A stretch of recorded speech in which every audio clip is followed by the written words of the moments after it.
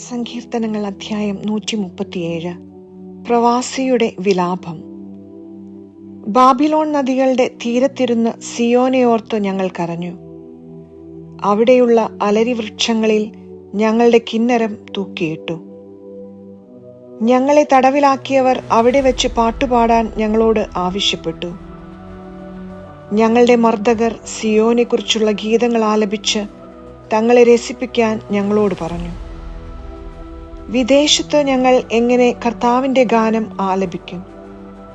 ജെറുസലേമേ, നിന്നെ ഞാൻ മറക്കുന്നെങ്കിൽ എൻ്റെ വലത്തുകൈ എന്നെ മറക്കട്ടെ. നിന്നെ ഞാൻ ഓർക്കുന്നില്ലെങ്കിൽ, ജെറുസലേമിനെ എൻ്റെ ഏറ്റവും വലിയ സന്തോഷത്തേക്കാൾ വിലമതിക്കുന്നില്ലെങ്കിൽ, എൻ്റെ നാവ് അണ്ണാക്കിൽ ഒട്ടിപ്പോകട്ടെ. കർത്താവേ, ജെറുസലേമിന്റെ ദിവസത്തിൽ ഏദോമ്യർ ചെയ്തതെന്തെന്ന് ഓർക്കണമേ. ഇടിച്ചു നിരത്തുവിൻ, അടിത്തറ വരെ ഇടിച്ചു നിരത്തുവിൻ എന്നവർ പറഞ്ഞു.